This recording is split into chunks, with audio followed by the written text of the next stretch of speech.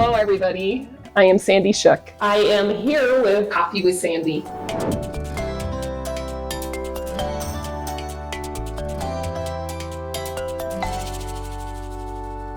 When did you discover your handicap? I guess I don't know how to. Is that the right term?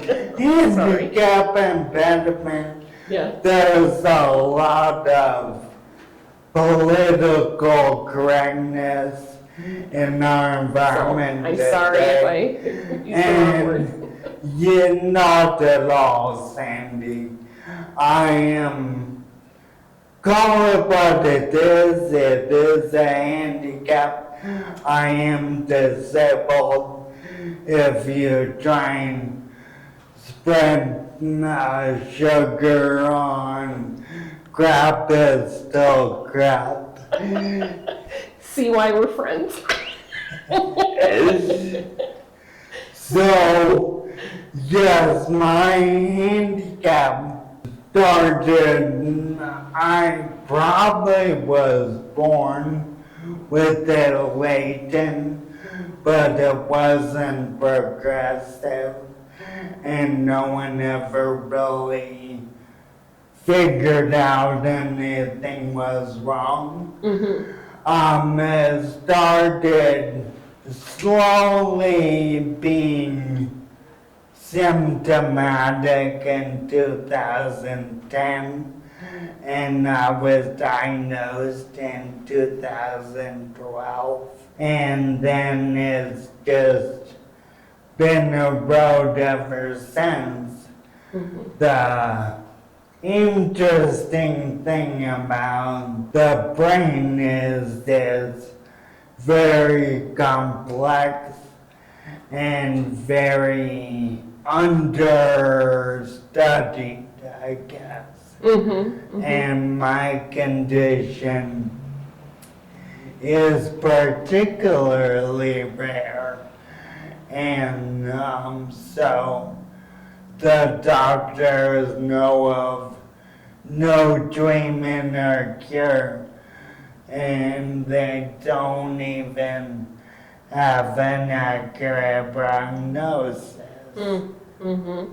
Well, and there's still hope out there for There that. is. Because I know when I was growing up, I have two cousins that have muscular dystrophy. And at that time too, the doctors didn't know a lot about it. But because of the research and the money that was, collected to do the research, they had so many more opportunities for them to figure out exactly what it is that they had, what Right. kind of muscular dystrophy, because they clumped it all together. Oh, yeah. What is it what is the Specific yeah, diagnosis. right now? With Because it could the- change. With about 90% certainty from genetic tests, we think is spinocerebellar ataxia on the 8th chromosome recessive, Oh, wow. which if you crunch the numbers, maybe 1 in a million have it. Lucky you. Worldwide. Well, and the thing is that you're not letting it stop you. No. And that's what's so amazing to me, is to watch you on a regular basis. It's always so rewarding to see you in places, because you don't forget a face. You don't forget a name. You really, I think, you put more of the positive into what could be a huge negative. And so how do you get there? Do you have down days, and what do you do to? Well, great question. Glad you asked. So, my philosophy is everyone, whether healthy, cancer, heart attack, lung disease, whatever, we all have are bumpy, potholed roads that we travel in life. And on those roads, we really only have two choices. We can be grumpy, grouchy, push people away, and try and isolate, or we can reach out to people, be friendly, bring them in, and develop a support network. And the suffering will not ever change, regardless how you bitch about it, pardon my French. Yeah. But your attitude makes all the difference in the world. And I've been blessed by the community around me that has again given me rise and helped me out, and it's a wonderful place to live.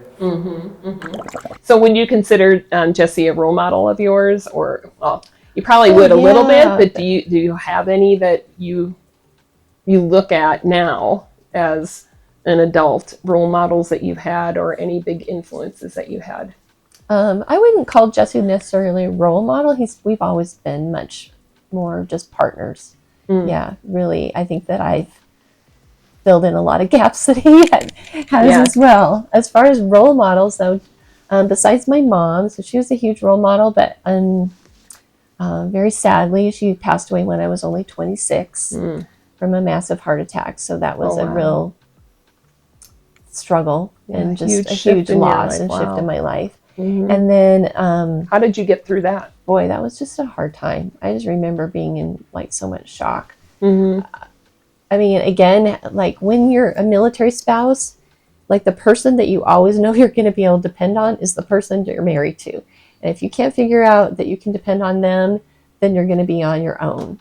So I always knew he's my best friend because he's the one that went through all the struggles with me. So leaning on him, yes, but most of all through my faith. My mom was a believer.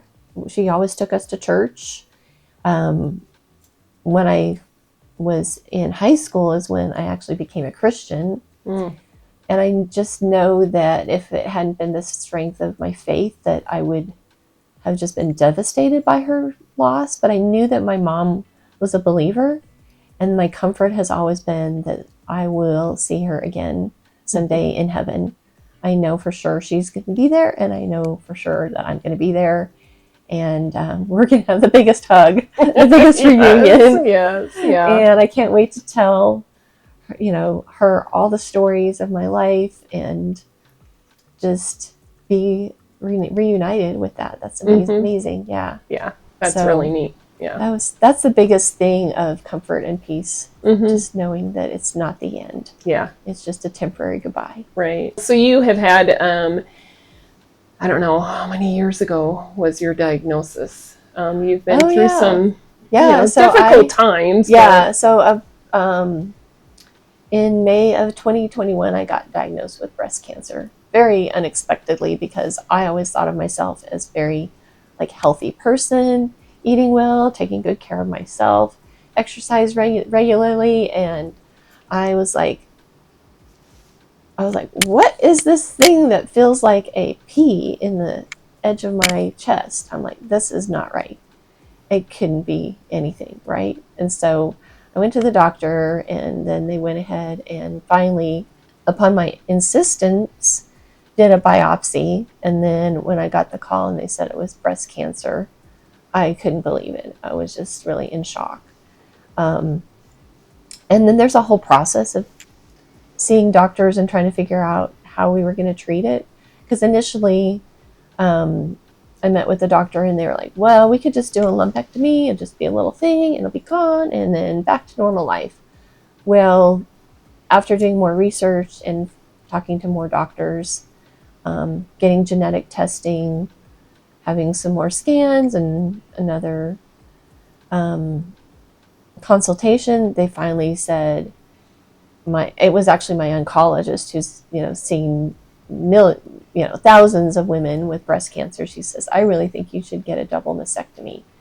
And I just broke down in shock and just tears of just weeping of loss.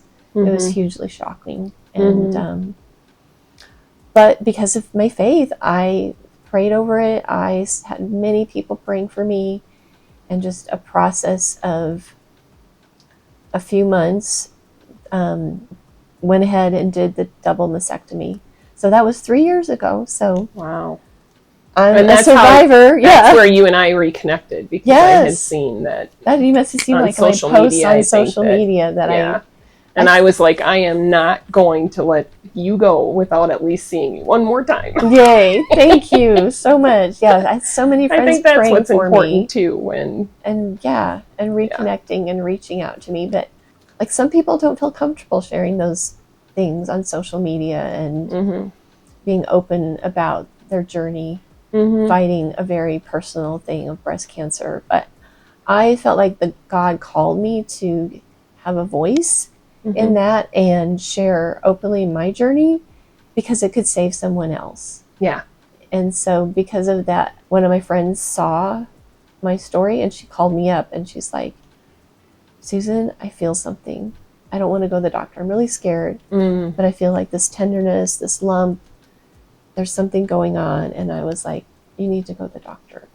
And she did just in time. She ended up having some very advanced breast cancer.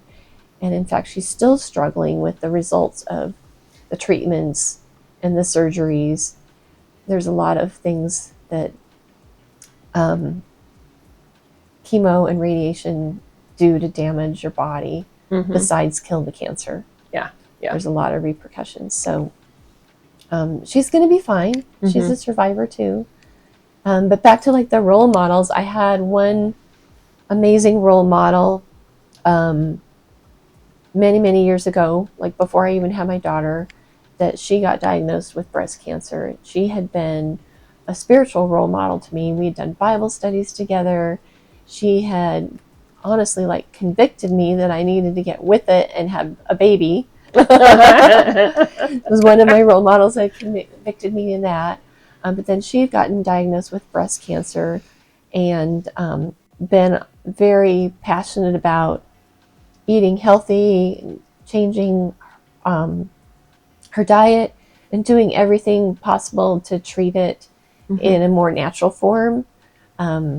She finally decided to go and get radiation, but at that point it had already spread into her lymph nodes, and then it was into her bones, and she finally ended up having a tumor in her brain and then passed from that.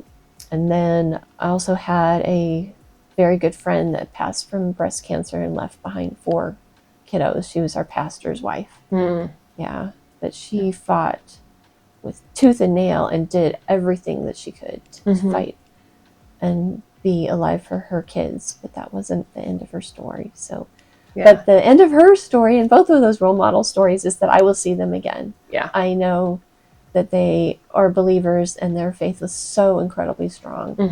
And I believe that their journeys helped me have the strength to go through my battle with cancer as well. Yeah. But it was even scarier when I got diagnosed because I'd lost 2 good friends to cancer. But yet, because of their experience and what they had been through, it probably gave you more strength to push forward. Yes, and fight for them because they weren't around anymore to fight. Yeah. I did. Yeah. I knew I had to fight. Yeah. I had to keep fighting cancer.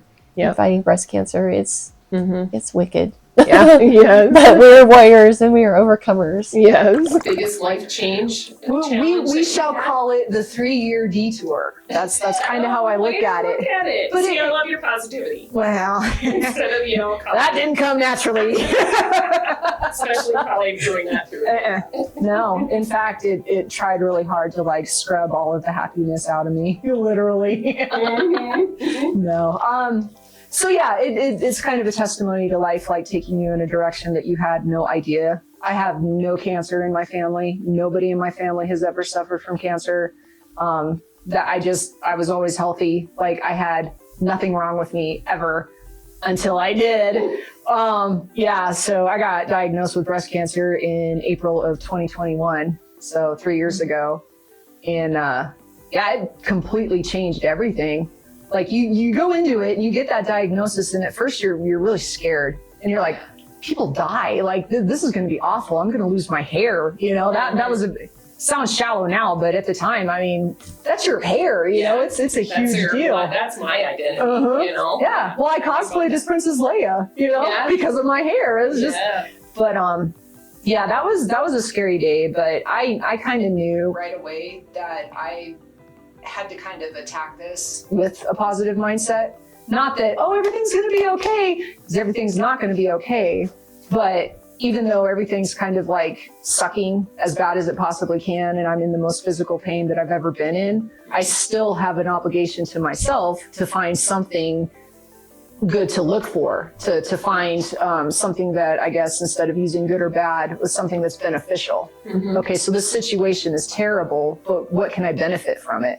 What can I strengthen in my character to get through this? Why is this happening to me? How did I get so blessed that I have to go through this hell? I mean, literally chemo, like, I don't like it.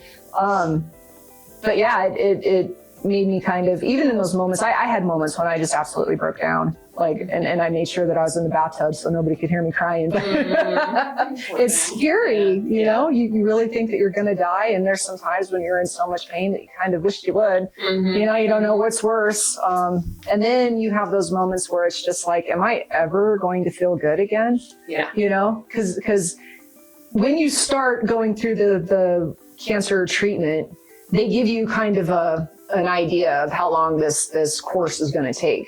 And they told me in April that I was going to be done by Christmas. Lies. Oh, no. No. So then you go into it and you're like, okay, I'm strong. I can do this. I can beat this, you know? And then after about 3 months of chemo, you're like, I don't got this. And I still have so many things to do. But yeah, I got to meet a lot of really cool people. All the nurses that were helping me with my treatments and stuff, they were just so amazing and kind of made the experience suck less. You know? It sucked, but you know. Nurses are definitely the champions. You know, they have such a big heart for so many people and what they do. Yeah, and the doctors, to that effect, kind of stay away from you. It's almost like they don't want to get emotionally attached to you, but the nurses are just like, yeah, how you doing? How you feeling? You know, so nurses are my favorite. But yeah.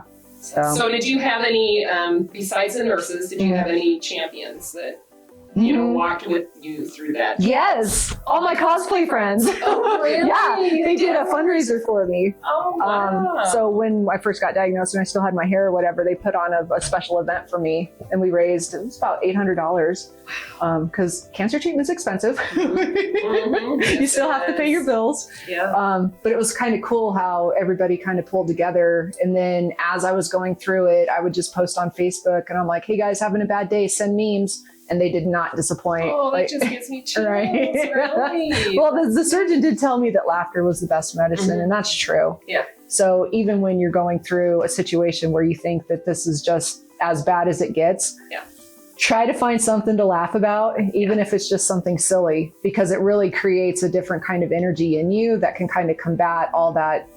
You feel like you're just like getting like an avalanche is on you. And once you start going down that spiral, I guess we could call it, of that negativity and that negative thinking. Yeah. That's another way that I can pull myself out is, you know, find something funny. Something funny, anything funny. Because you then can once you call me. Right. Well, hopefully I don't have to go through that again. Well, any moment, you know, it's like, Sandy, I need to laugh. Well, so when my dad was going through cancer treatments, He had multiple myeloma, so Okay. the bone marrow cancer. Ooh. And they were going to try to recycle his blood up Mhm. in Washington State. Okay. And so what mom and dad did, they had to move up there for, I don't know, I think it was supposed to be like a 6-month treatment, Mhm. right? And so mom was just having all her bills forwarded to Right. the apartment that they were in. And I'm like, oh my God, to get bills in the mail only. Mm-hmm. So I sent a postcard a day. Aww. With a joke. And it would be, doctor jokes and Right. all kinds of jokes. But it was a postcard that I would send. And the doctors would come in and go, all right, let's hear the joke. Right. And it was, I didn't realize that.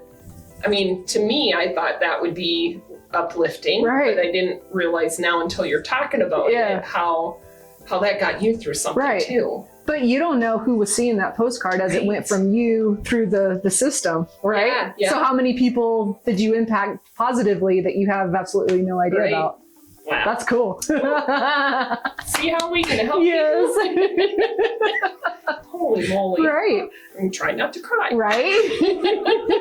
But it's good. That's Yes, that's the it good is. side of humanity, you know? Yeah. I was a stay-at-home mom, and 2.5 years after my son was born, my daughter was born, and both of them had medical issues. They had severe reflux. My son had surgery, what's called laparoscopic Nissen fundoplication, Oh my to goodness.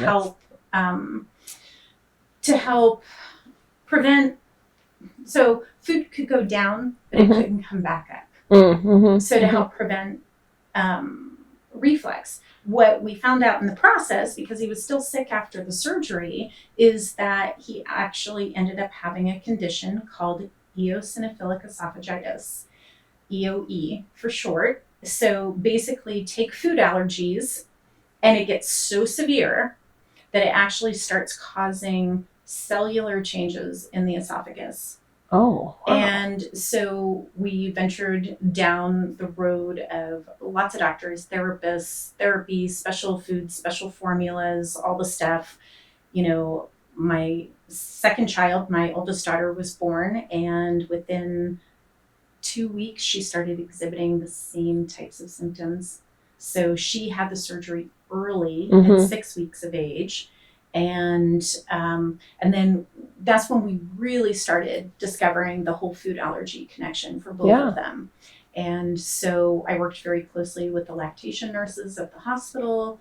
I actually became kind of an expert in what we could eat, what we couldn't eat, because I was nursing. And so I had the hospital directing women to me as a resource. And so I started a little support group in my home, and I had That's other so moms, crazy, and- Mary. Wow.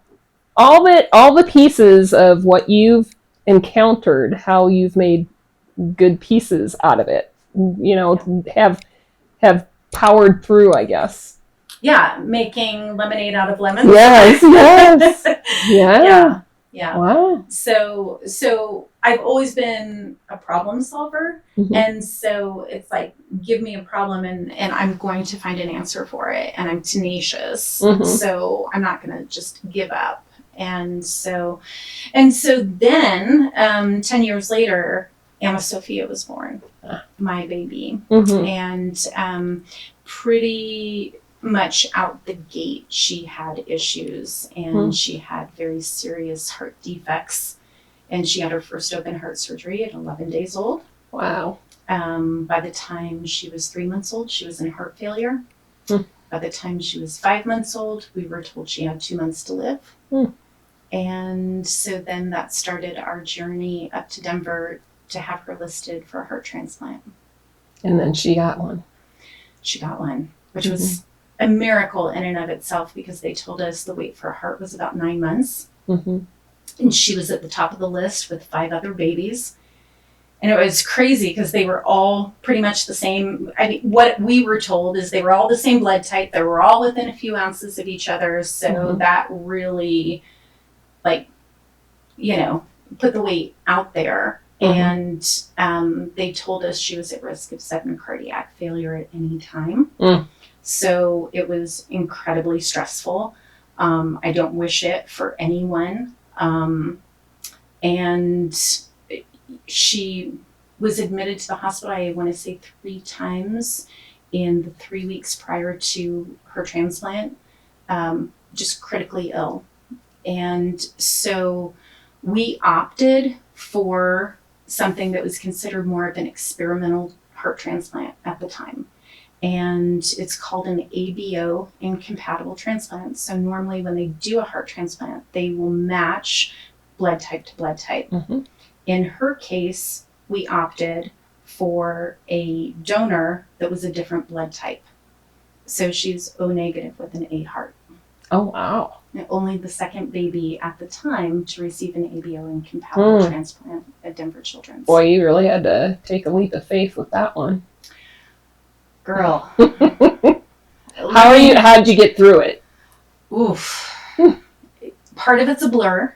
Yeah, I'm Um, sure. I can only imagine. You know, family, friends, people in our church wanted to know how things were going, and I just didn't have the time Mm-hmm. to be able to take phone calls and update everyone. So we started a blog, and we Is that blogged- still open? It is. Oh. Yeah. What can you share what that is, or do you If I remember? even remember, I want to say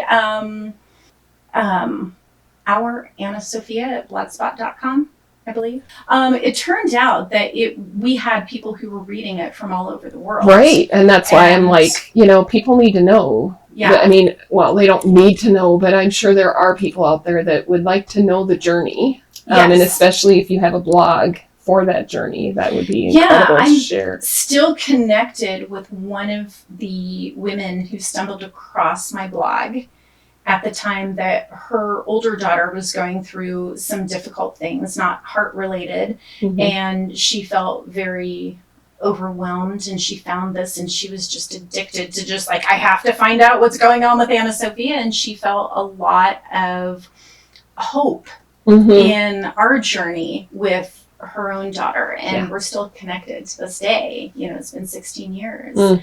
So so I have to say, I'm a woman of faith, and I remember multiple times, just whether it was in Ronald McDonald House, usually it was there in our room, and in the quiet of the room, I would just get down on my hands and knees and just I felt like it was somebody had just put a blindfold on me, and I couldn't see anything, and it was just every step was just stepping out in faith, knowing that he was going to provide. And you're going to make me cry now. Sorry.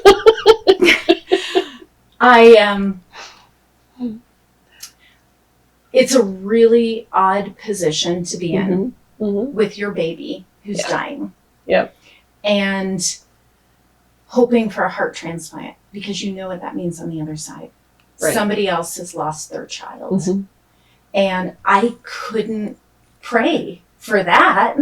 Yeah. I prayed for the gift of time, whatever that looked like. Mhm. And the hospital was abuzz because, she was listed and was called for a transplant within 3 weeks. Wow. That's And incredible. one of her doctors, we were waiting to be able to see her. It was in the wee hours of the morning, because we got the call around 8:00 at night, and I buzzed across the hospital. We were admitted through the ER up to the CICU. She was taken back about 10:30 that night. So we were up the entire night. So in the wee hours of the morning, one of her doctors came running down the hallway, and he's like, I heard she's getting a heart transplant. He goes, I am not a man of faith. He goes, this is a miracle. Wow. And he said, if ever one of my kids are sick, he's like, I'm calling you. You mean like get on the bat phone with God and Yes. tell him? And I looked at him and I'm like, well, you can pray too. Right.